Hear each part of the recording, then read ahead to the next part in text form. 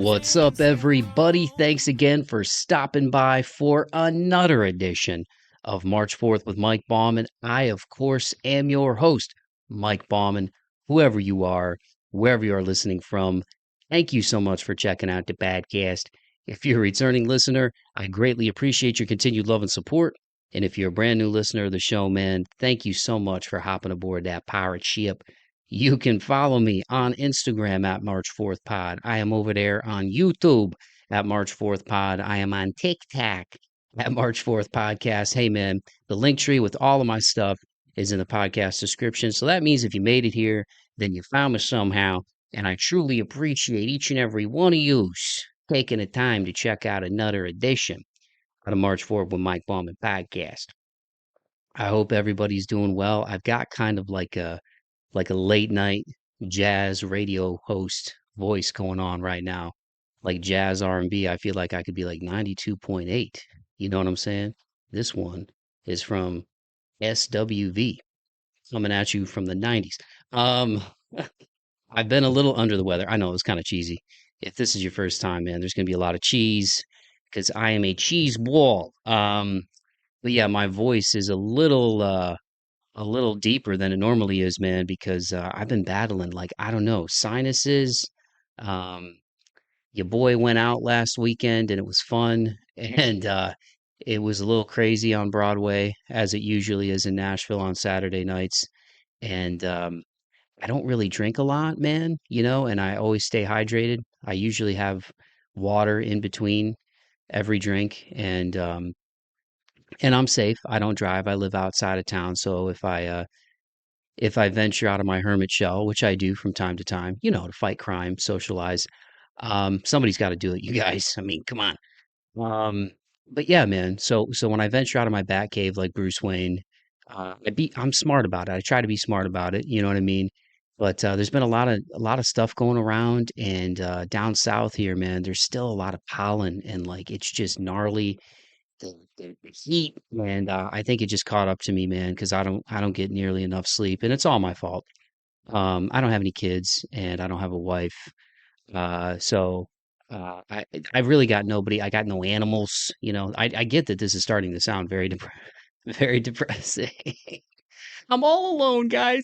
No, man, it's good. I love my family. I love my friends, but I am solo dolo right now, so I really got nobody to blame but me. You know what I mean? When I don't get more sleep.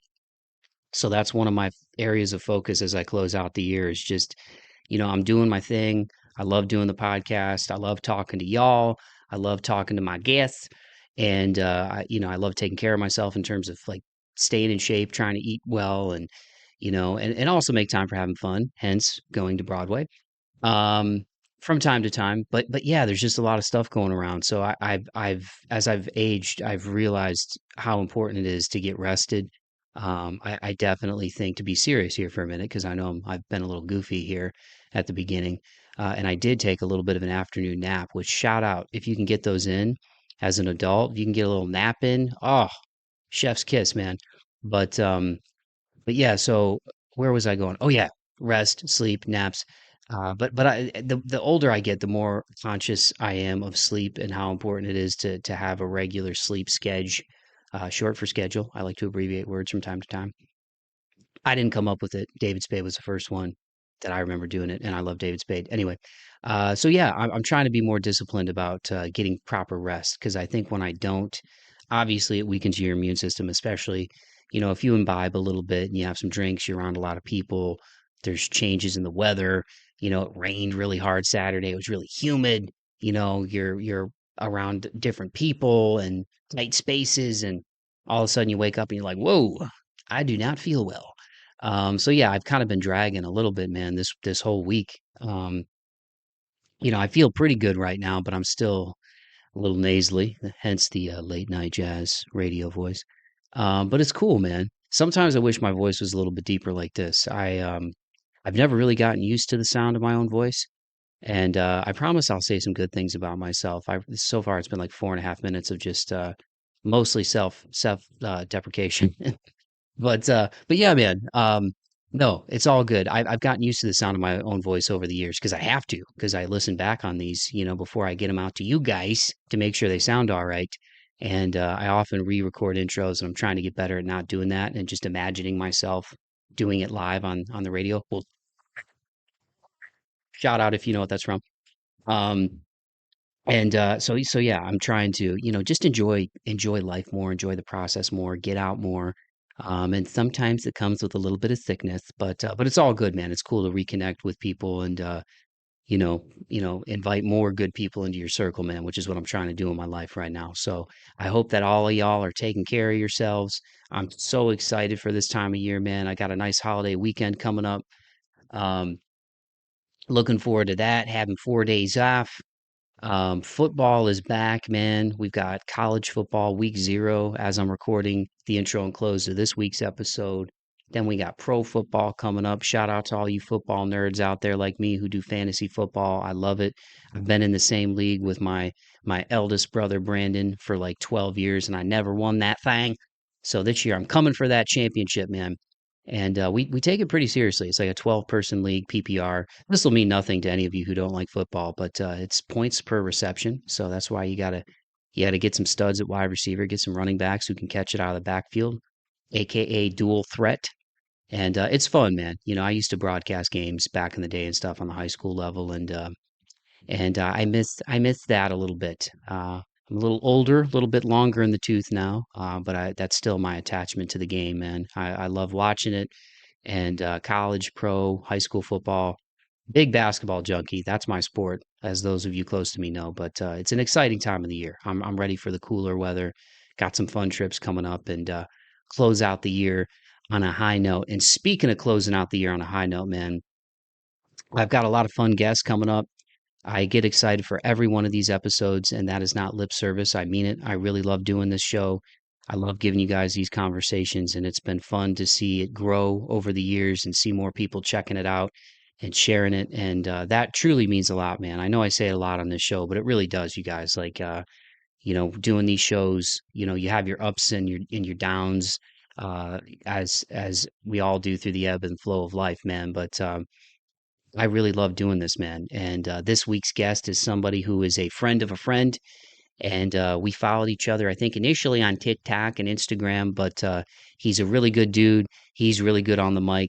He is none other than JayTrey, an MC who's based in Ohio, got Ohio roots, and I'm a big fan of this dude's work, man. He's an awesome lyricist, and he is friends with the great Anthony Church, producer extraordinaire.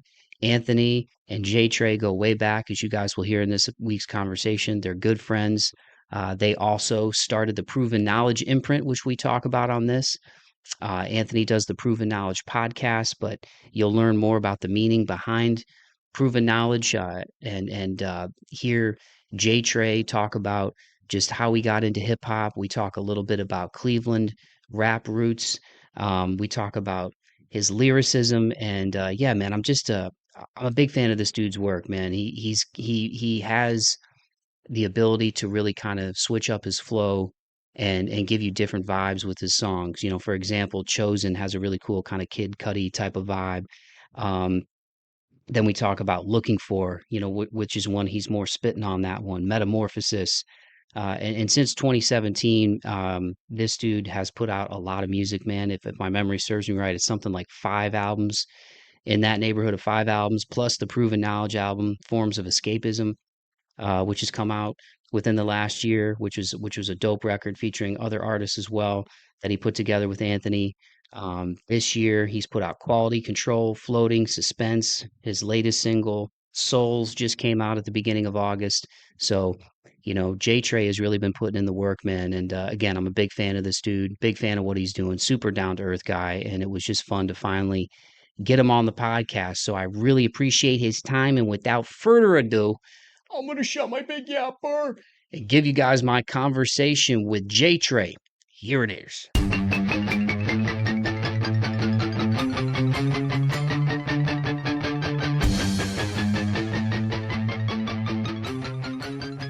There we go.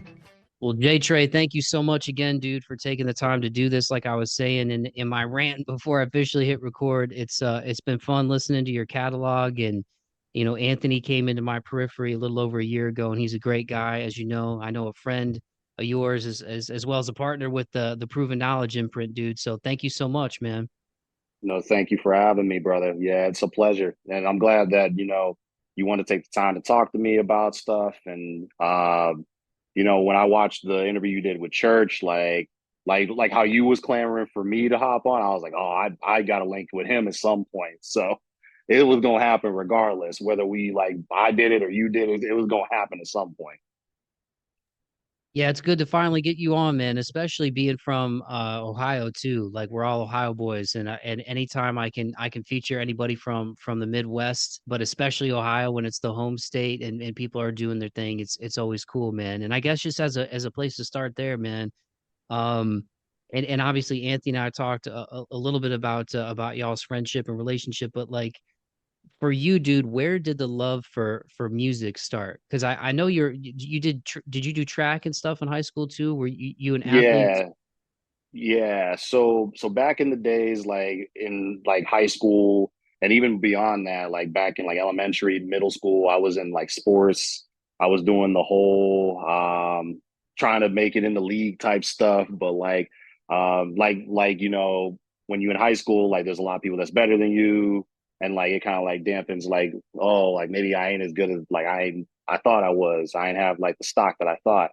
But me and Church, that was the thing that linked our friendship from a very early age.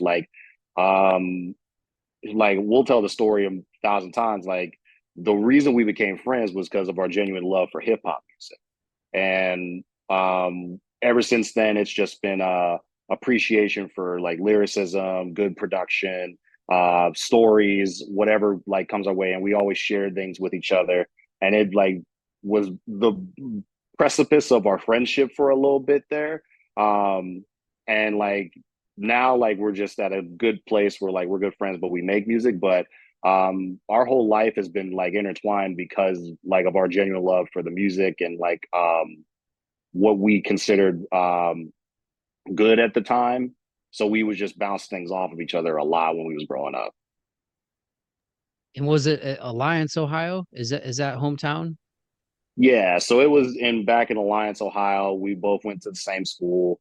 And we both were like we kind of like got separated like a little bit in there. I want to say around middle school, like we kind of separated and we weren't really like linked up. We didn't link back up until high school. Um, and like we started, reconnecting the way we used to connect, which is like, oh, you heard like this person, like you heard this album, like oh, like bro, like and like we would just like start sharing artists with each other again, and then it just became us in study halls, just being at Marlinton High School, just like bumping music with each other and like just bull jiving like with every like single time we was together. So yeah, back in Alliance, Ohio, with not much to do in Alliance, Ohio, that was the fun thing that we used to do when we was like trying to have some fun. So for you, man, that love for hip hop, you mentioned having that shared love with Anthony, but I saw, I think you listed Jay Dilla as one of your inspirations, but do you remember like your first musical memory or first moment with hip hop that hooked you? Yeah, like and like so my mom knows this because like she'll tell me to this day like my two artists that like made me fall in love with hip hop was Nas and DMX. Those was like two because like my mom used to tell it like when I was young I used to run Rough Riders like crazy. And then Nas like when I discovered Illmatic and it was written. Those were the albums that like stuck with me and made me like have an appreciation for hip hop music. And it made me want to discover more different artists because the genre was like so diverse and there were so many different like people that I hadn't heard of, and that led me to a rabbit hole of like discovering people like Jay-Z, like Wu-Tang, like Biggie, from like moving to side to like new artists like Lil Wayne and like uh the Clips, just going down a rabbit hole from that. And from that point it just became me just record like catching, like I would like have CDs like in the crib all the time and I would just be playing like random artists. Like I used to have a little Bow Wow CD like that I used to bump like crazy. So like I had the collections going back then, but those two were the main like loves for me that got me like into hip hop. Like I was always like kind of like listening to music and like just doing my thing. But Nas and DMX, those was like the two that just made me like, oh, I'm a fan of this. Yeah, dude, I feel you on Rough Riders Anthem and Nas too. I got into Nas later, but I remember that I still remember that music video back when MTV would play music videos, man, and I still remember just all the dudes in the video riding the four-wheelers down the street and stuff, and that was like Yep. when I was like 10 years old, that was like the hardest thing I ever and then like the lyrics to that song to this day, I can still that song, me and my buddy Justin, he had some shout out Justin, he had a Ford Thunderbird that he had painted at like Mako in this like burnt orange metallic, and he's big into cars and stuff. And when we were in high school, man, we used to ride around, and he had the Sony Explode woofers in the back, and I'm so we would blast like Rough Riders Anthem. He loved Nelly. I remember, like because I Right. graduated high school in like '06, so I feel like in that early 2000s, mid 2000s, that's when that Atlanta scene was really like taking over everything from like Luda.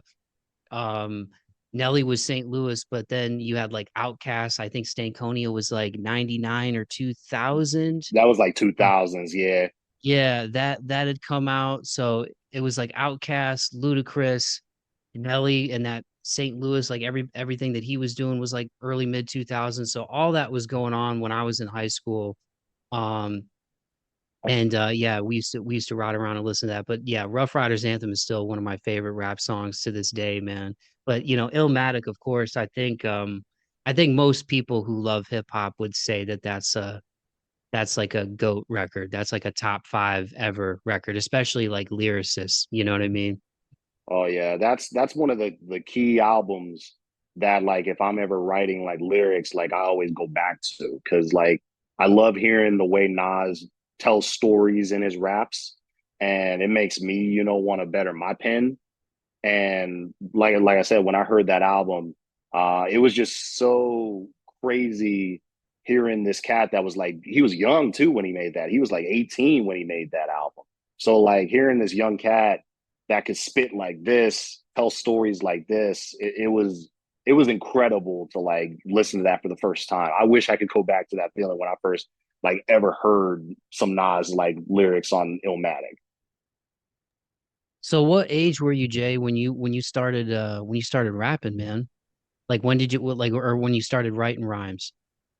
So I started writing rhymes when I want to say 13 was when I officially was like starting to write raps. But like they was like, when you first started, like it's goofy raps. It's just something stupid that like you just like make in your bedroom. You spit over like the little recording thing on your computer and you think you're a little rapper. But that was like my first official raps. And I used to, share them with people in middle school. I used to like have like I'm on like a notepad.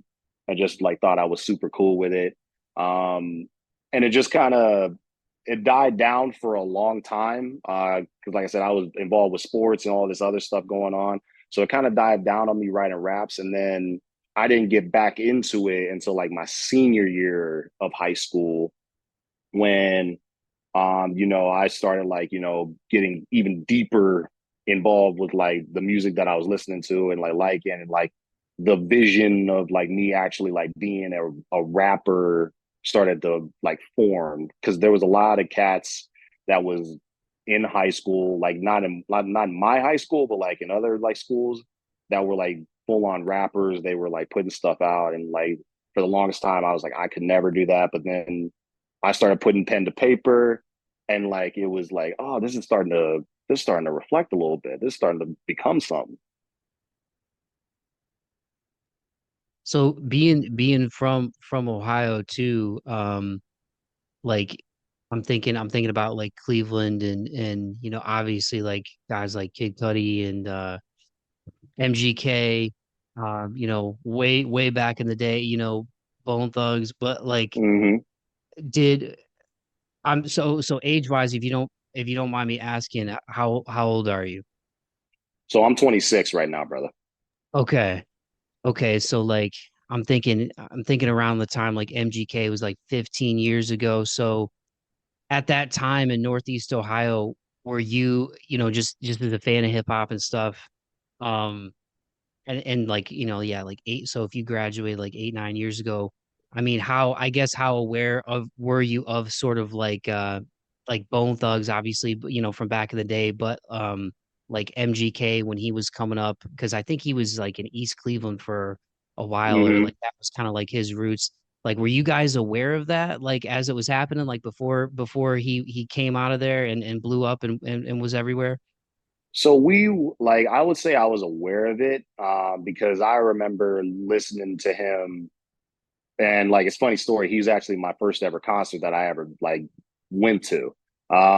So like we knew about him and like I was aware of the noise he was making and like I had known Bone Thugs, but back in high school, like I didn't know too much about Bone Thugs compared to now. I just knew like what they legendary like songs that they did. I only knew that part. But I knew they were from Cleveland. So I was like, oh, like, okay, well, at least know this amazing act came from there. And then MGK, I saw like him from the Lace Up era. And I used to be like a big fan of what he was doing and like was rooting for him. Um, and then like along the way, I discovered like Kid Cudi, which is one of my biggest like inspirations. And like seeing like those from like Ohio, like making it big like that, those were always inspiring. So I always like looked out for all any act that was like a new act that was coming out of Ohio. Yeah, it's kind of crazy. Like as I was asking you that, I was, just I mean, even like me being a metal fan too. There's a lot of metalcore bands and like even like pop punk and Midwest emo, all that stuff. It's just wild. Like our state's influence musically. Not to pat ourselves on the back, but that's why it's cool to continue to see guys like you coming out of there, man. But yeah, I was just curious age wise. Kind of that time because I remember in Toledo. Um, when MGK was first coming on the scene, like around like 2010, 11, like you Mm-hmm. said, that kind of lace up era. And then Wild Boy came out, and it was like that was like the It was beginning of all everywhere. that. Yeah, because he played a show. I don't know if it's around anymore. This place called Headliners in Toledo, Ohio. It's kind of like this kind of warehouse venue, and from where I lived at the time, it was like 10 minutes up the road. And I remember seeing videos from that show, and I think he was like climbing on stuff, and like he was living up to the name for sure, man. But yeah, I think it's cool, and even these last like recent like 5, 7 years. I think Trippy Red, isn't he originally from Canton as He well? is, I think. yeah. Yeah, I knew a couple people that actually knew him. That like saw him in like studios recording his first ever raps. Um, and like some of them like still to this day will like say like, oh yeah, like I still like keep up with him. I still like know what he's about. So like yeah, it was cool to see someone that was that close to where I was because Alliance is only maybe like 20-ish minutes from Canton. So seeing someone that close to home going off and making a career off of that was inspiring and that was dope. Like it was crazy to like think that that could actually become a reality. So you mentioned it was around your senior year when you started to really kind of put pen to paper more and get serious into it. And then I think Anthony, if I remember right, he told me, did you guys took a trip to California and it was kind of like an inspirational trip? Like how key was that for you around that time, you know, taking the music more seriously, but also kind of setting the table for everything that you've done since, man. Yeah, that was the California trip. And it was like something that was supposed to be like our senior trip. Because like we were all like me, Church, and our other friend Alan, like we all decided we were just gonna take a trip. It wasn't supposed to be like a musical like journey trip. It was just supposed to be some fun for us to do, get out of the state for a little bit. And my uncle He was very involved in music for years. Almost had a deal at Sony, and we went to his house and stayed with him. And there was this room where he, would make music and like he like recorded beats, and it like got the wheels going of like this could actually be something that we take seriously. And I just remember me and church, we just like we're just out and about. Um, and I just started thinking about the possibilities of like I wanted to rap, church wanted to make beats. I was like, why can't we just make this a reality? And we just start doing music and start making this our thing. Because we both knew we both love music. Church has like always been a fan of production, even though I want him to rap like super badly. But like, he's been a fan of production his whole life. And then me, I've always been a big fan of lyricism. So it just kind of sparked in us. This is something that we should do when we go back to Ohio.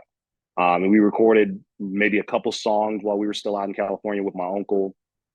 And like those are in the back burner. We ain't never gonna see those in the light of day. those are those are some rough ones. But yeah, it was that trip that just really like made us come back home. I remember that whole trip back. We were plotting on like what equipment we were gonna grab. We were studying like different softwares to like get into, and we started like just building from there. So that was where the whole start of like us getting into music really came from. That's awesome, dude. Yeah, and it's cool how there's certain kind of moments you can look back in your life that were like transformative or kind of set the table for that next thing that you did. Um, and for you, man, you mentioned some of those tracks won't see the light of day, but you said around your senior year, it's starting to take it more seriously. At what point, and I know on Spotify, I have Spotify, there's music going back to 2017, but at what point did you feel like, okay, I've crossed this threshold where I have the confidence now behind the mic and as a lyricist that I'm ready to put something out? Do you remember that moment like in the booth or when you're writing where you're like, yeah, this is the one? Yeah, so right around after that trip, when we started getting equipment together, we set up a studio in house, and we just started, just messing around. Church was still learning how to build beats and make things. I was trying to figure out my rapper, like, tonality and like trying to figure out where my lyricism was coming from. And I'm not gonna lie, I kind of ripped people on my first project. I was just going off of what do I listen to and like what is something that I would want to hear. And I just kind of like was just like, oh, I can take a flow from this and just like, make it into this beat the church is making. But we did, I want to say a solid 6 months of me and him just like recording songs. And we took our time with each song, and those are all the songs that are on Self-Expression, the first project. um and like it wasn't anything that we thought we could do differently. We were just like, hey, like we'll do this one at a time, and then we'll just see. And then I would just like go back and re-record verses for songs. I would like fix some things that I didn't like in them. And it got to the point, like I think around the summer of that following year is when I was like, all right, I feel confident in this body of work. I think we could put this out to like public consumption. And church agreed. And so we started going down the rabbit hole of like how to get things mixed and mastered and getting artwork and putting the whole thing together. But yeah, it was a solid, I want to say half a year of just consistently just doing things over and over to the point where I felt like, okay, this is good enough that I feel this can be put out for public consumption. Yeah, man, it's always like you know, even doing this, man, like podcasting. I remember the first time going back to like broadcasting and stuff, like the first time I really like saw myself on TV a little bit and like heard my voice the way other people hear it. Cause you know how your voice in your head sounds, it's a little bit more Right. dense. You know what I mean? And I was like, oh, my register is a little bit, it's a little bit higher than what I thought, man.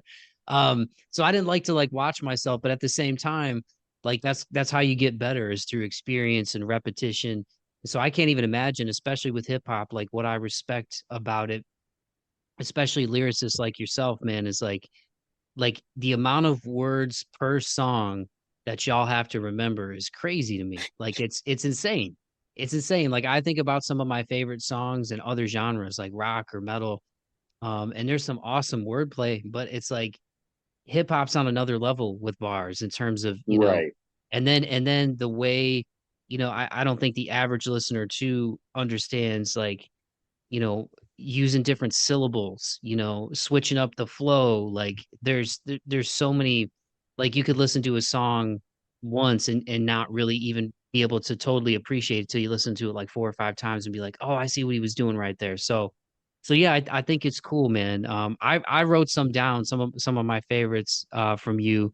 Like I said, I really loved that Forms of Escapism record, and there was other artists like Black on there who's been on the show as well. But I thought that one was cool because I feel like that kind of showed off for you your versatility because you got a song like Chosen that has like that kind of like low key, chill, Kid Cudi vibes.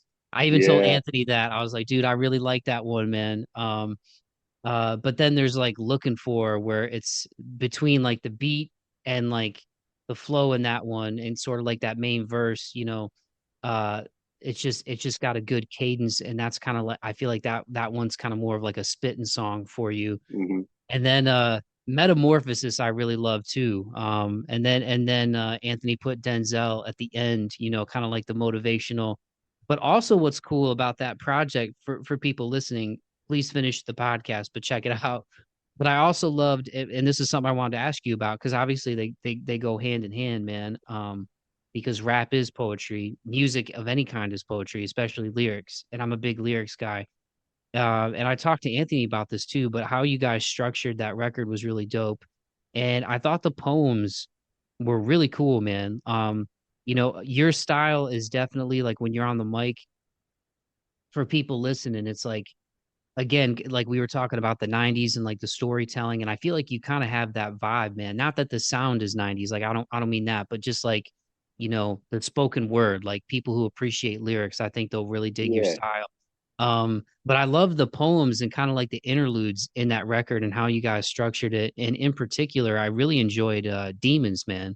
Because the way you wrote that, um, I felt like like the way it relates to music and how I think about music and kind of how we think about like good and bad. And it was kind of, correct me if I'm wrong, but you're kind of talking about how like demons in some ways can kind of be good. It's almost like exercising kind of like that darker side. Am I correct on the vibes on that one? No, you're 100% right on that thinking. Yeah, when we structured this, the idea was always to have like poems in there, either to start or be in the middle or at the end. Like we always had that general idea because we wanted this like collaboration album with Proven Knowledge to be like kind of like a story of like what it is to be an artist.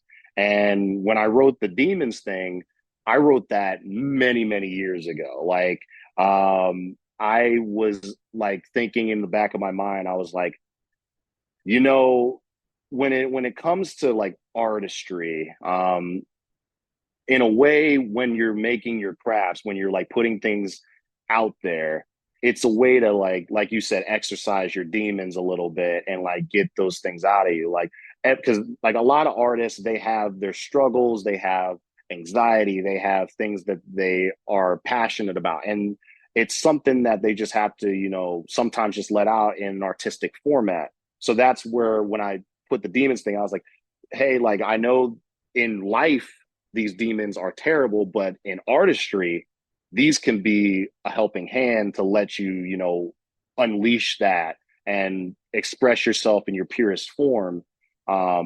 Because I believe music is therapeutic to anyone that like, consumes it, makes it like. And when I wrote the demons poem, I had that in mind. And Church, like we recorded that like I want to say in 2021. We recorded that way, way back. But Church loved it so much. And he was like, we are going to find a use for this at some point. I just don't know where. And we just kept it and kept it for years until finally the Proven Knowledge project came together. And he was like, okay, now I feel like we can finally put this Demons poem into something. So that's how that basically came along. But yeah, that it was fun making that whole project. It was a lot of talking to a bunch of different artists, getting their input, and like me being versatile on it. Like that was my main objective. I wanted to show different facets of what I could do on a project like that. So I wanted to make sure that I had something that was super soft, something that's hard, something that is storytelling. Faith is still my favorite song on the whole thing. I love that song so much. Mike Dance, great, phenomenal verse, absolutely washes me on that. But it was still a fun experience to get that out, because when you deal with a bunch of artists, like sometimes you could have egos colliding and things not working out the way it is. But everyone was super like good at coming together and making something like amazing. And I'm very proud of that project. And I know Church is definitely proud of that project. But yeah, that was our whole plan with that, was to just show that artistry could be the purest form of therapy at the end of the day. Yeah, that's well said, dude. And yeah, it's I mean, give yourself credit too. I mean, I think to say that you got washed. I mean, that's like you said, it's a dope track as well. But no, the way you talk about music as therapy, and again, it kind of ties into the theme of this show, March 4th, like perseverance. Like, I was telling you before we hit record, like I've struggled with anxiety my whole life and kind of worry. It's kind of in my blood. It kind of runs in my family a little bit. Yeah, Um, but over the years, you learn how to manage it and deal with it. And like me, I'm not a performer, obviously, with music, but music was always kind of a form, and still is a form of therapy for me. If whatever those feelings of, whether it's anxiousness or depression or anger or any of that, or happiness, you know what I mean? Like that's my therapy. Is like I'll go into my living room, exercise, put on some music. It was actually my therapist who put me on to Juice World, and then Juice World became my favorite rapper. I started with yeah. Wishing Well and just went all the way back. And I'm so sad he's not here anymore, and that unfortunately, like what happened with him, like fighting his own demons and drug abuse and stuff. But like at the same time, like you were talking about, like self-expression. He was one of those cats that wore his heart on his sleeve 100%. And what he talked about in his music, and relating it back to you, and kind of how you were talking about what it means to be an artist, and the theme of forms of escapism. Were you always comfortable, Jalen, with self-expression? I mean, you mentioned, like, taking it more seriously once you were a senior, that California trip, and then coming back and you guys getting equipment, and it's just been, go, go, go since then. But like, even before you picked up the pen, like as a kid, were you good with self-expression, or did that take time? Like I guess part two of that question would be like, were you doing poetry even before you were using those for rhymes and rapping? So growing up, I had like a big, identity crisis growing up. Like I was trying to figure out what I was, and what I wanted to do. And like I said, I would write stuff because like when I was a kid, like I loved stories. I loved, reading stories. And I was always good at English. Like English was always my best favorite subject. So I always knew I was good when I would write stuff. But I had a lack of confidence about myself back then. I didn't, feel that I was worthy enough to share things or share that side of myself with people. Um, like unless it was like someone like Church, like for example, because um, there were people that were, doing poetry, writing things and putting them out like books, and people were submitting for different things, and I never felt that I was good enough at that time. I never like stuck out to, get attention for people because I was afraid of judgment for a while there. And it took a while for me to get over that hump of, catering to opinions of people and, wondering what this person's going to think of me if I put this out, or what they're going to think if I like read this aloud. It was a struggle to share that part of myself, and that was like, it was hard even for me when I first started rapping, because I didn't know how people were going to take it. Like, oh, this guy that was an athlete in school for most of his life, he's now going to start making music, like, and I was like nervous, and it was just very cathartic to, do that whole thing with him, with Church, and put stuff out for the first time and actually feel comfortable with it. But yeah, like you were saying, like it's a lot of anxiety and stuff that, you deal with at an early age, that kind of holds you back from a lot of opportunities. And I feel like I'll openly admit that, that there was a lot of times where I let the anxiety of me take over and not allow me to share things earlier, or at least put myself out there earlier when I was, very interested in writing and doing things. Um, and yeah, like I feel like me now that can reflect on that, I can like see like where things probably would have been different if I had like let myself express myself a lot more. But it's in the past. Can't change the past. Only you can, change the future and how you interpret things from that. So once, the music started coming together and we started doing that, I got more confident, I got more comfortable, and it just started flowing from there at that point. That's well said, man. And I appreciate you sharing that because I think a lot of people can relate, man, whatever it is. And it's just, especially high school, man, like 14 to 18-year-olds. I don't care if it's Ohio, where we're from, or Yeah, California, or Hawaii, or Canada. Like, kids are jerks, man. And it was, yeah, my high school experience, like I got a great education. Some of my best friends I still have to this day, I went to school with. But yeah, I got judged at times for like what I wore, and like, I was like an altar boy who listened to metal, and on jeans yeah, days I'd wear like my Ben Wallace jersey or like a Michael Jordan throwback, and I had music friends, I had good grades.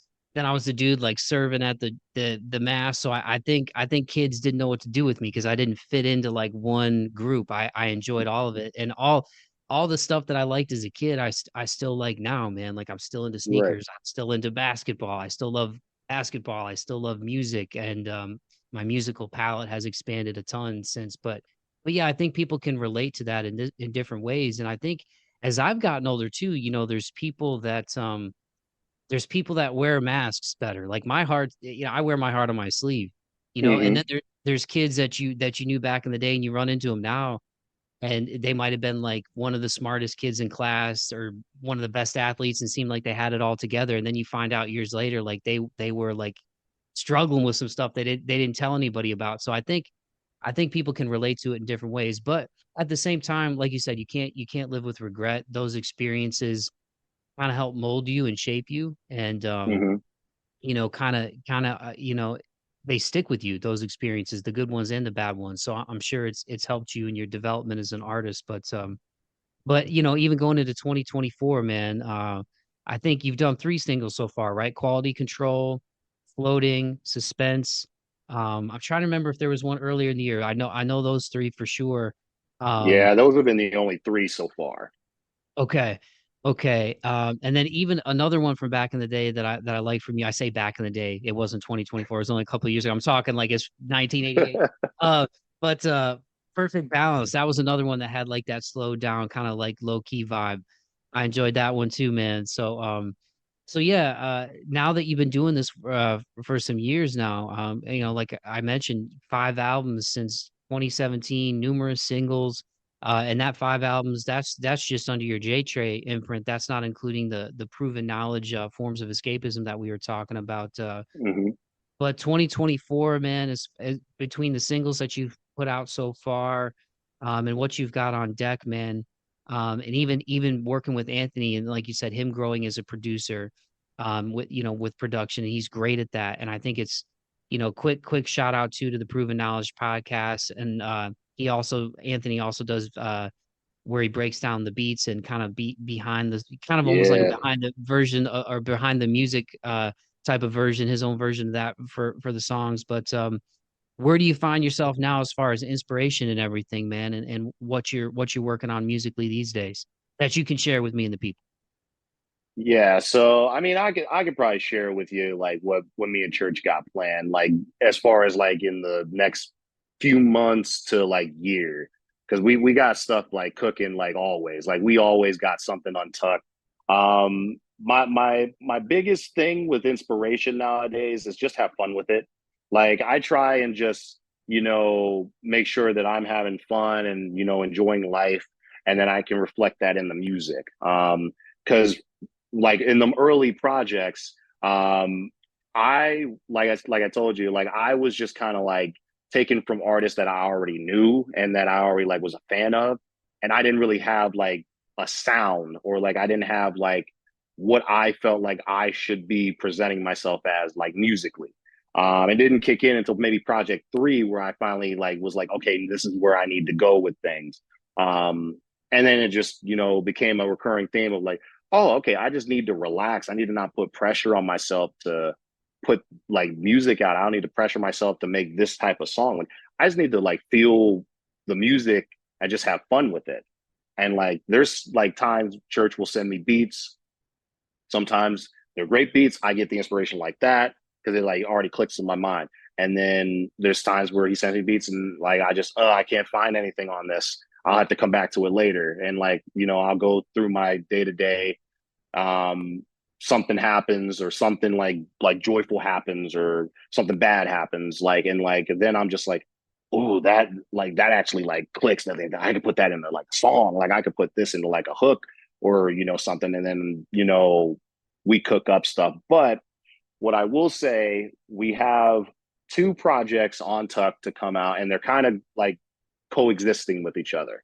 We have a mixtape that's going to be coming out very soon. That's what all these singles are from. It's called Gray Matter, and that's going to be a little mixtape, something fun. It's a lot of tracks that we've been recording over the last 2 years, that are just like they're good. They're not ready for the like official album project. So like we felt like we were comfortable putting this out and just making it a thing. This is going to precede the album that I have called Blackout. That is like a very much thematic piece that I put together with him, and that we have ready to go. We just have to put out this first one first, and then we'll get to this. But that Blackout, there's a lot of things that I wanted to do differently with that. I wanted to do things that I've never done with a project before. Like I wanted to shoot more video content for it. I wanted to, make a short film for it. Wanted to get some features that I've never done before on it. So there's been like a lot of introspective like care with that compared to this. Like this, with all the singles that I put out, this is just kind of like a, hey, we made these in the thought of making Blackout, but we thought like there were some songs that were better, so we're just putting these out just to be like, oh, we can still make a project of the throwaways essentially. So that's pretty much what we have cooking so far that I can tell you about. But that's the thing with me in Church, is like we do not stop. As you know, like he's on the go every single day. And he's an inspiration for me to be consistent and like make sure that I get my work done. And shout out to him, because without him going as hard as he does, I don't think I do the best of my ability. when I'm like making songs with him or when I'm filming content or planning stuff, and like helping him with like our playlist that we do monthly. So there's a lot that, you know, we bounce off of each other. But I think without him doing what he does, I don't have the inspiration and the force to like do the things that I do. So it's definitely like a lot of him being the influence for what I got cooking up coming soon. Heck yeah, man. And Jalen, this has been awesome, dude. Thank you again so much for your time. I won't keep you too much longer, man. I can't wait to hear all that. For people who aren't aware, because we've mentioned the proven knowledge imprint a couple of times now, and Anthony and I talked about it, obviously, but for people who aren't aware of where that name came from, where that imprint came from, because obviously there's Anthony does the proven knowledge podcast, but you guys also have merch and it is kind of like your guys' own mantra that you came up with. Can you tell the people about that a little bit?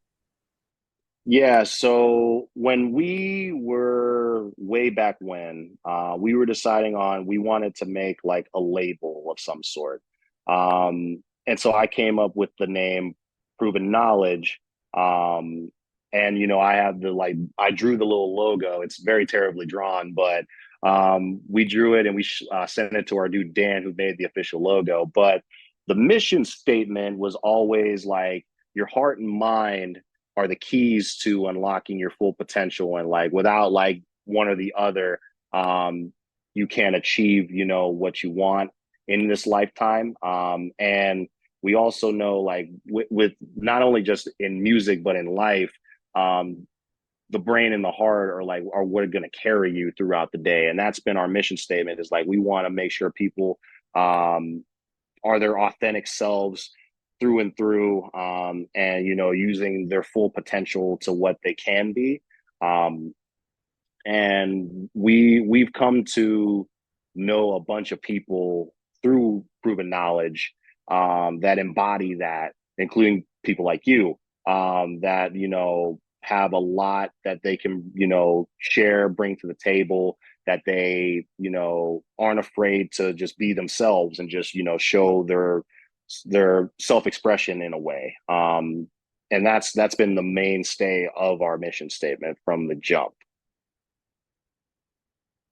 That's awesome, dude. Well, and thank you for the kind words, man. I appreciate it. And again, seeing guys like you do your thing for real, man. It's not just lip service. I mean it. Like it's cool to see people who are focused on their craft, but also good people and down to earth like you guys, man. And from Jump Street, you've been cool. From Jump Street, Anthony's been cool. You know, super kind and down to earth. And that's always cool when you meet people who are good at what they do, but also good people. Because I always like now that I'm getting a little bit older. I mean, I don't think I look 36, but I'm trying to drink this water and do these pull ups and stay in decent shape, man. Stay away from the ice cream, even though I friggin' love it. Um, Yeah. there's worse vices to have than ice cream, I suppose.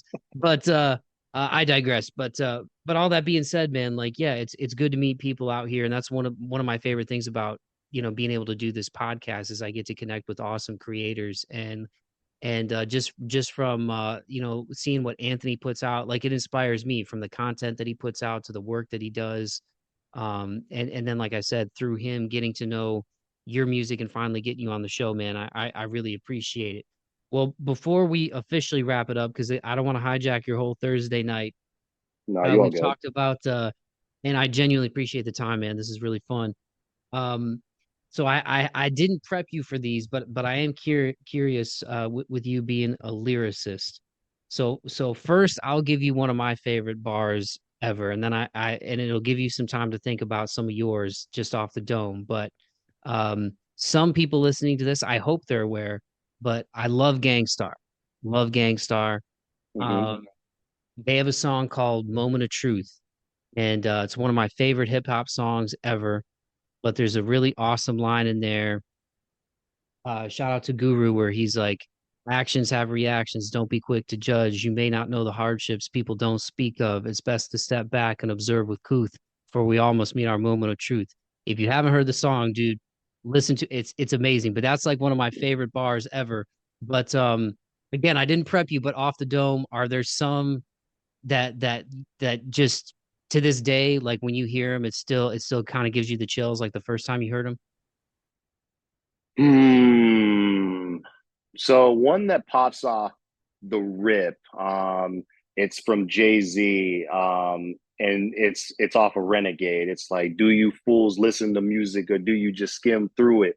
Like that always stuck out to me, and that's what I like still see to this day. Whenever I see people like reviewing bodies of work or anything, like I always revert back to that lyric.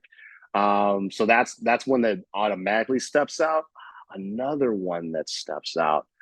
Mm, I think has to be Tribe.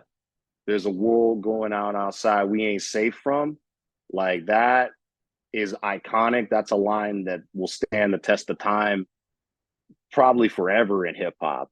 Because there like is still a lot going on in this world that like, needs fixed. So that lyric will always stick out to me. I've heard it in numerous like different verses from like Kanye to Busta to like a bunch of different artists. So that's a line that also I feel like stuck out to me for sure. But I'm definitely gonna have to check out that song too. That you was, I'm like, oh, that sounds like a dope bar right there. Dude, it's so great. It's so great. Gangstar, Guru, DJ Premier, but Hmm. Moment of Truth, I think it was like 1998, maybe when that came out. But that Hmm. song and that beat is it's so good. But I mean, a lot of people probably their biggest song, I would say, like if people look them up on maybe for younger listeners, that are more in like this era of hip hop. Um, Mass Appeal is probably like their biggest hit, I would say, that a lot of people know them for. But Moment of Truth, man, is just it's such a good song. But yeah, that one, it always stuck with me, always stuck with me because it's such a great quote about life. Um, and Guru, his flow was just like he kind of he had his own thing, man. Like he was like Hmm. one of those one percenters, and him and Premier, like what they've done together. And actually a couple of years ago, I think DJ Premier had some stuff from the archives, and so they did like a yeah, gosh, I almost want to look up the title of it now without having too much dead air, so I don't have to edit it out. But J. Cole linked up and did a track, man. And he's again awesome lyricist too. But yeah, Yeah. Moment of Truth from Gangstar, especially you as a lyricist, man. I think you'll dig it. No, 100%. Yeah, that's something that I'll add to my rapper homework that I do every other day. So I don't want to get into like the top five thing because I feel like it's so subjective. And again, like I came into hip hop later in life. So, I'm not like as big of a connoisseur as probably somebody like yourself. I do know enough about it to say that whenever I hear people ask the top five, especially being a big basketball fan, I kind of feel like it's like there's parallels where it's like it's hard to say just five because you're going to leave somebody out. And it's almost like Right. you wouldn't have, like, for basketball, right? Like, you wouldn't have LeBron if you didn't have AI, if you didn't have Kobe, if you didn't have Magic, if you didn't have Mike. You know what I'm saying? And I feel like Hmm. hip hop's kind of the same way. Like you wouldn't have the MCs you have now if it weren't for like we've been talking about, like Tribe, Gangstar, De La Soul, like all these groups from Eric B and Rakim, going back even further, like in the like late '80s, like Run DMC. So it's kind of like, to me, for the hip hop I do listen to, I feel like it's hard to pick five because to me you could almost do five from like any era, like the '80s, the '90s, the early 2000s, the mid 2000s, the Exactly. 2020s. But I'll just say, like for you, again, kind of off the dome, I'm not going to ask you five specific, but just if you said like, yeah, these are rappers or these are albums that I would put in a time capsule for people in like the year 3000 on Mars to listen to. What would Right. those rappers or albums be for you? That again, like you listen to them this day and it's still like front to back. I can listen to this and not get sick of it. As far as rappers go, I feel like Andre 3000 is one that I would 100% put up there. Um, I've always loved Andre. I've loved what he's done, and Big Boy too. But like Andre's always been a standout for me. Um, Jay Z would be another one. I would say Lupe Fiasco would be another artist that I would put up there. Lupe's just got such a great way with words. Like he still blows my mind to this day. I'm still catching bars from him left and right every single time I listen to an album. Um, I would say Kendrick is up there, especially like after the year he's been having this year. Like, yeah, I definitely got to put Kendrick up there. And I'd put Biggie. I grew up loving the New York sound, and Biggie was always like another, along with Nas, that like I was a big fan of growing up to. And I loved like his wordplay and the way like he flowed on records. So Biggie's definitely got to be up there. Albums, The College Dropout by Kanye. I know he's controversial now, but like The College Dropout, well, is still a masterpiece for a debut project. Um, Mad Villainy, MF Doom, Madlib, great production, great lyrics. R.I.P. Doom. Um, that's an album that I never get sick of listening to. Because I just love Madlib as a producer, but the way that him and Doom just kind of bounced off each other on that was a stellar masterpiece, and it still holds up to this day. And I'd say for probably my last one, probably the Black Album by Jay-Z. It was supposed to be his retirement album, but it became such a masterpiece of an album with so many, between like introspective tracks to smash hits to like somber like records. Like it was just a masterpiece of an album to me to this day. It's an album that anytime I'm making a project, I try and replicate, because like it was just such a great way to structure like a body of work like that. And so whenever I'm like making an album, if I want to make it like the best form, I always look to like those three specifically as ways to make a wonderful, like without question, timeless project. So those are probably like what I'd put in a time capsule for sure. Some great ones, man. Yeah, was the Black Album, was it '04? I'm pretty sure I was in high school. I think I was like a sophomore in high school, and people were like, "What? Jay-Z is not going to make music anymore?" And Yeah.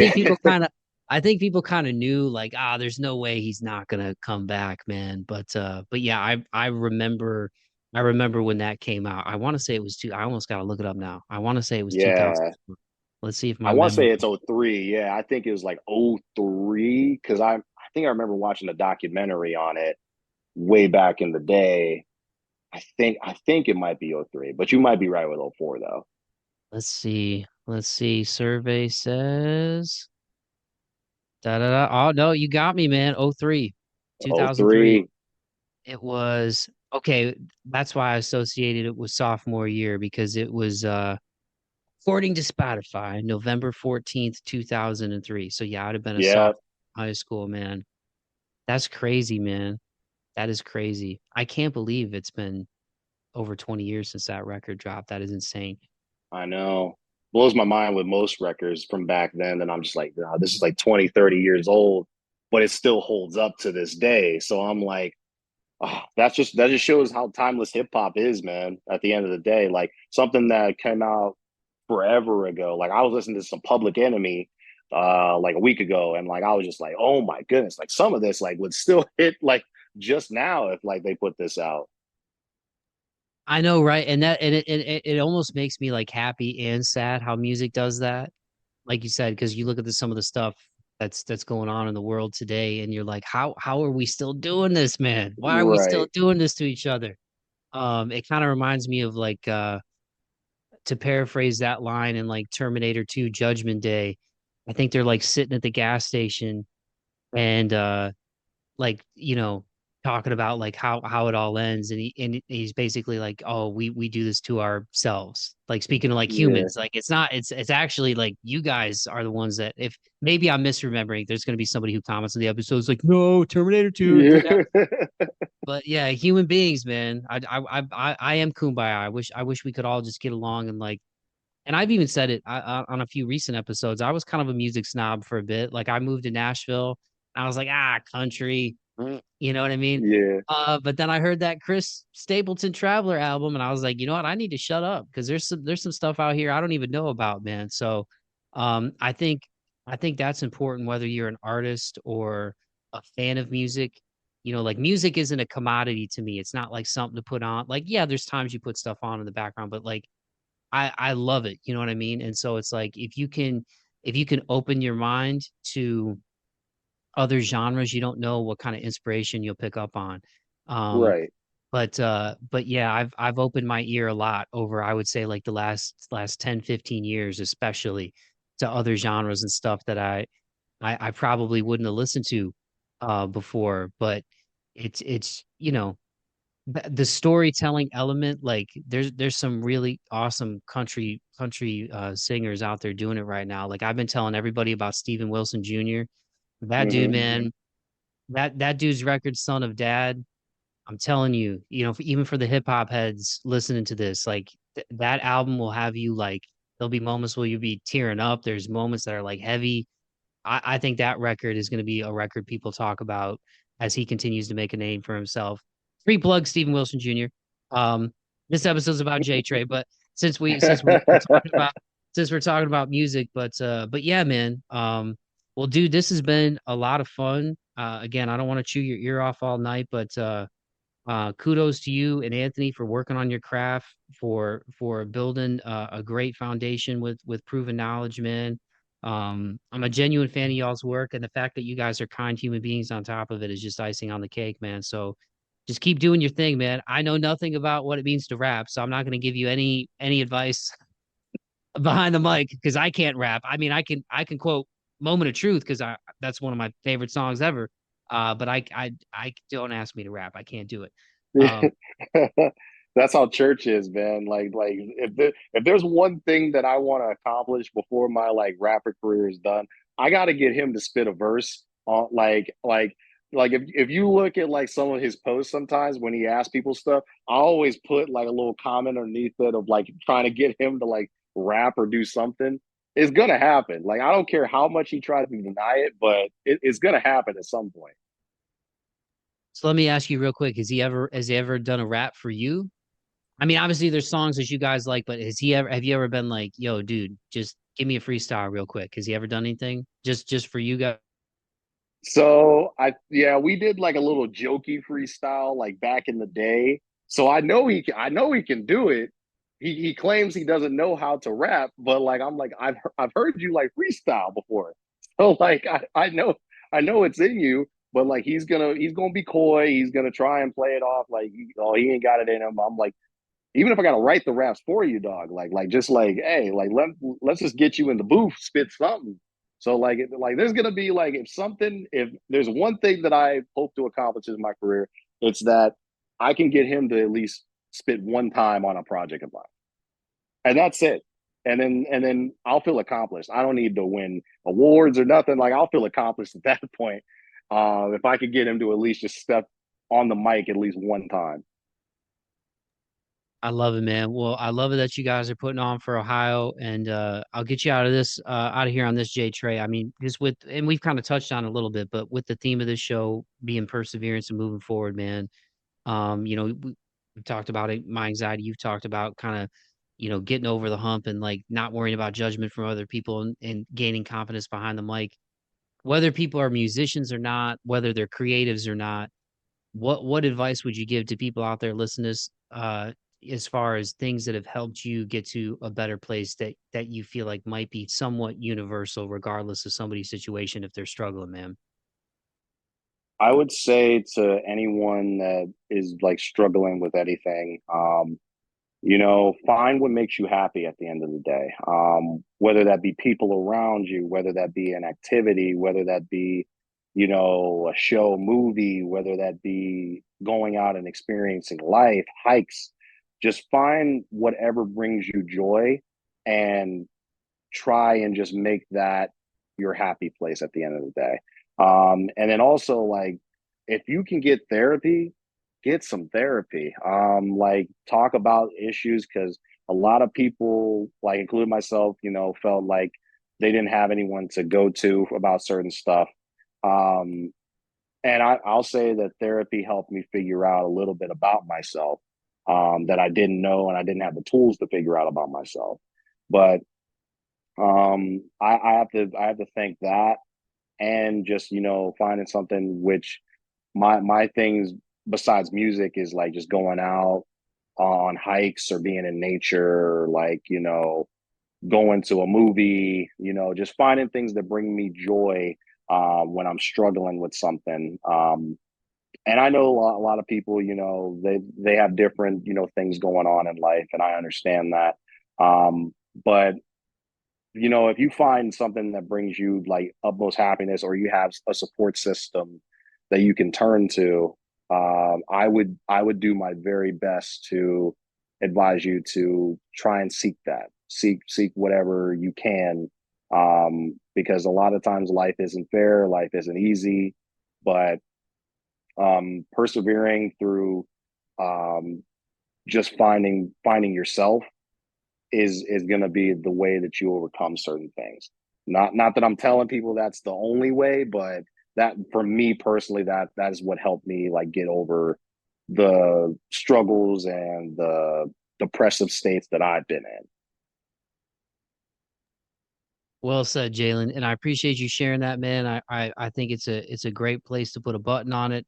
Um, and yeah, I mean, I I'm a genuine fan of what you're doing, dude. And like I said, I feel very privileged to do this show and get a chance to connect with guys like you and Anthony and the Proven Knowledge imprint, man. Like I said, I really think you guys are just scratching the surface of your potential.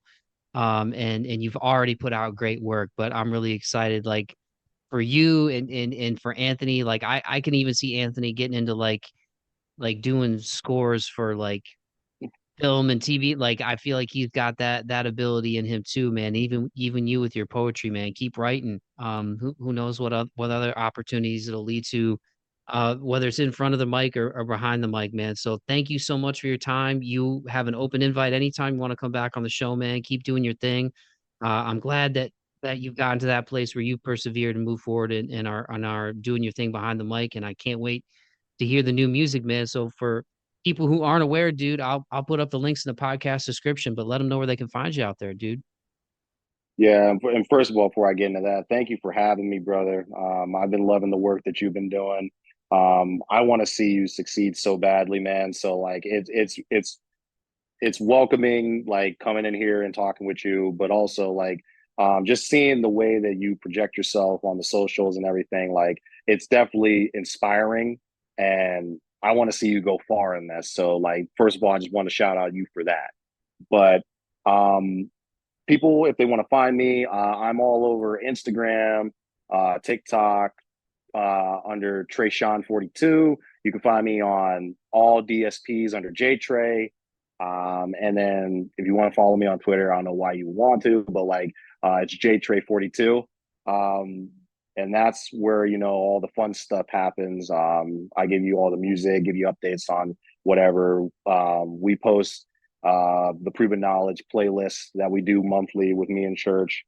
And yeah, like you can see all the crazy atmospheres and crazy ideas that I got going on in my head.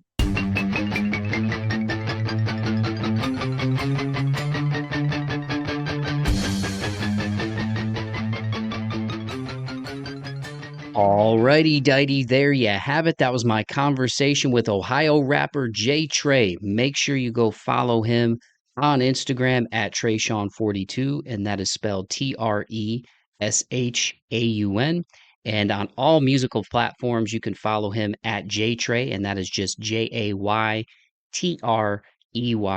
The links to all of his music will be in the podcast description for this episode. So just scroll down to the bottom of that podcast description, hit those links, and go follow and support JayTrey. You will not be disappointed if you are a fan of heartfelt lyrics, if you're a fan of spitters, if you're a fan of great lyricism in general. He does it all, man. Like I said, some of my favorites from this dude: goes in looking for metamorphosis. Big fan of this guy. I also really like Perfect Balance. Got kind of a slowed down vibe on that one. This dude is a poet, man, and he even shows off that poetry, beyond rap being poetry, obviously, but just like straight up poetry on that Forms of Escapism album that we were talking about, and that I talked about at the jump of the episode from the Proven Knowledge imprint, that album that featured numerous artists on it, including JayTrey. And again, shout out to the great Anthony Church, producer extraordinaire, friend of JayTrey, supporter of the program. Love you, dude. Make sure you go check out the Proven Knowledge podcast as well. But love all the way around, man. I just want to say to JayTrey once again, thank you so much, my guy, for coming on the podcast. Finally, it's starting to get towards the back half of the year, man, and it's crazy. I really think the older I get, the faster it goes. And I'm thinking about people that I want to get on the show who I've come into contact with or who have been in my periphery, as you have been, man, through Anthony. And when I saw you had some singles that you were cranking out, and then as it so happened at the time this episode's coming out, you just put out Souls. I was like, I gotta get JayTrey on the show, man. So you are everything I thought you'd be, man. You're a down to earth guy. We talked a lot about music, a lot about hip hop. I feel like I blanked a little bit. Like I feel like that happens sometimes. You bring something up and you put stuff in your notes, and Cleveland obviously has a lot of great hip hop history.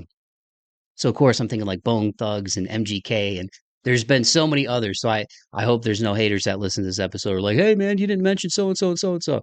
I tried, man. I tried. But in all seriousness, man, I really appreciate you taking the time to come on the show. Again, I'm a big fan, and you guys are just scratching the surface, you and Anthony, of your futures and your potential, man. And it's cool to meet other people who really love music, and especially guys like yourselves. Even though I'm not old, I'm a little bit older, and it's cool to see you guys, at the stage of your lives that you are right now. Just making stuff happen and putting out content that you love, putting out quality music, and really caring about your art and your craft, man. So again, thank you so much. Shout out to Anthony, and shout out to all of you. Once again, please go follow JayTrey on Instagram at Treyshawn42, JayTrey on all musical platforms. Once again, that's Jaytrey. Check out the Proven Knowledge podcast.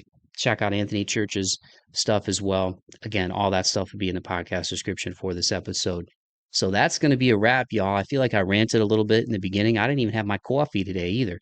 Um, I kind of like this. What do you guys think, man? I don't know. Is there like a specialist out there that can lower my regular voice down a few octaves when I'm a little nasally like this? Because I'm kind of digging this, man. I feel like if I sent out like a, what do they call that? Like an air check when you're doing radio jobs. I mean, I for real, like I could, if you gave me a read right now, I'm trying to think of like a station. I think what I say, like 92.8. What's like a good like R&B station name? But yeah, the 90s R&B, wow, too. SWV, shout out. Free shout out to SWV. If you're still listening to SWV in 2024, you're a friend of mine. Uh, but for real, man, thank you to all of you who listened to the show. It truly means a lot. If you dug this episode, if JayTrey brought you here, if you're a fan of his and you checked this out because you saw him post about this, I hope you go back and check out the archive. There's so many different genres that I try to put on here, man, and different subgenres of genres. Like I really try to give a little bit of everything, not to toot my own horn because I'm not coming from that place right now, but I really try to give a little something for everybody on this show, and also with the mental health component of it, of March 4th, perseverance, moving forward. Those are things that are near and dear to my heart. I've literally been living the theme of my podcast these last 3-4 years, man. And connecting with people, connecting with great people like JayTrey and Anthony and so many others. It truly has been a blessing, man, and it's been a breath of fresh air and a much needed shift in my life. I kind of shut down this part of myself for a little bit. So if I can leave you with any advice at the end of this week's show in my late night jazz radio voice, um, it would be to keep chasing your dreams, man. Stare fear in the face.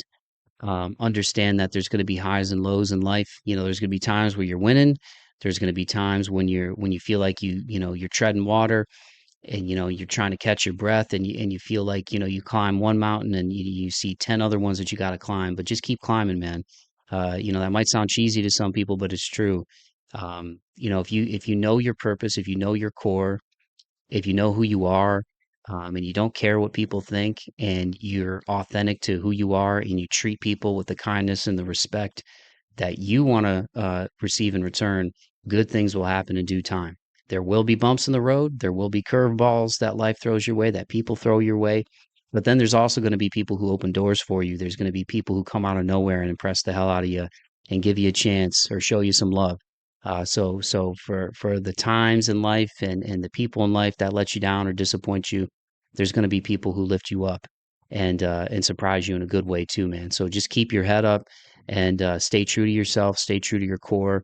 And sometimes people are like, man, I don't know what I want to do though, man. And you know what? That's okay. There's some of you listening to this who might be in your mid 20s or your late 20s. You might even be in your late 20s or your mid 30s like me. You might even be 40.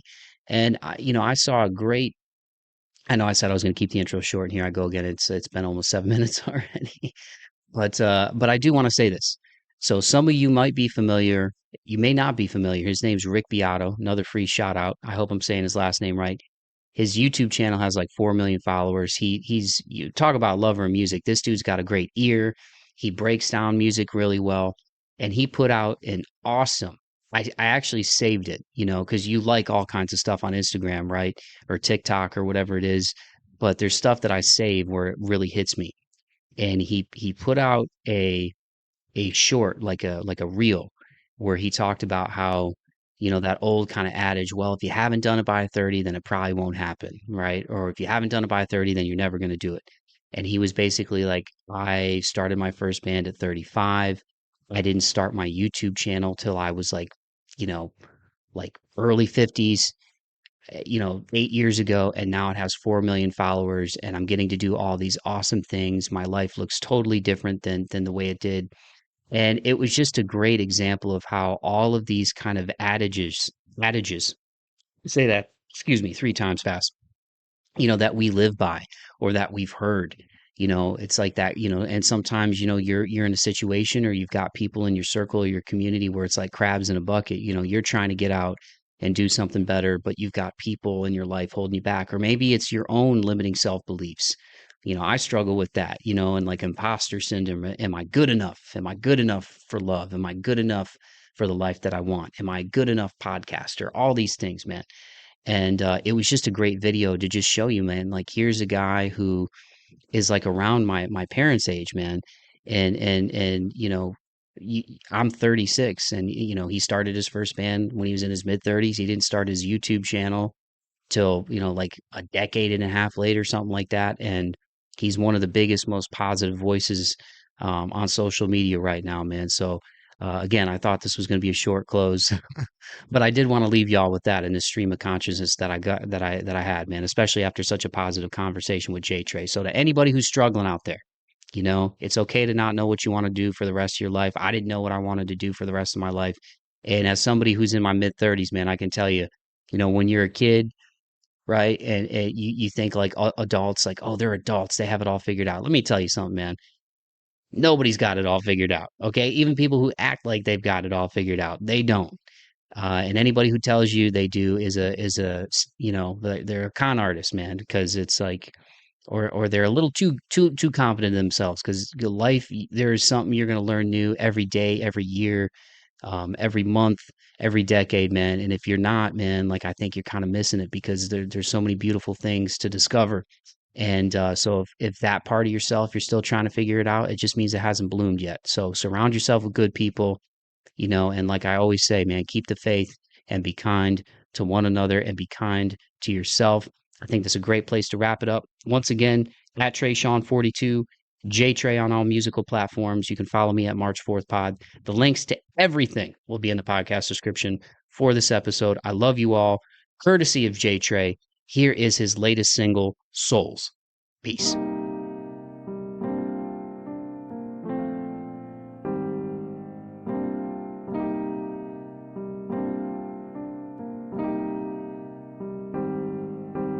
Walk a mile in my shoes and tell me the things that you go through. Does the world hate you? Do the cops see you? Are they pulling just a shoe? Are they scared just to move? When you walk into a store, do the people stare at you? Are they walking near you? You just came to see some shoes. When you go in certain spots, do the whites fear you? See them whisper to themselves, wonder what you gonna do. Are you anxious through the roof? Feel your hair standing too? Feel no matter what you do, in 1 minute you can lose, like you don't know what to do. Feel the space that's in the room, hate the way they look at you, can't escape the worldview. Walk a mile in my shoes and tell me the things that you go through. Feel my pain the way I do, then you'll understand why I feel so blue, why I feel so alone, why I'm sipping all alone, why I'm smoking till I'm gone, as the day just carry on. Always scared to wear a hoodie, what they did to Trayvon, all the right that I done did and I still get done wrong. Laid on the concrete till the Lord take me home. When you black, every day is a blessing, holding strong to the people that can't understand just where I'm coming from. Always arguing on time, spreading information wrong. If you walk a mile in my shoes and tell me the things that you go through, you feel my pain the way I do, then you'll understand why I feel so blue. And walk a mile in my shoes and tell me the things that you go through, you feel the pain the way I do, then you'll understand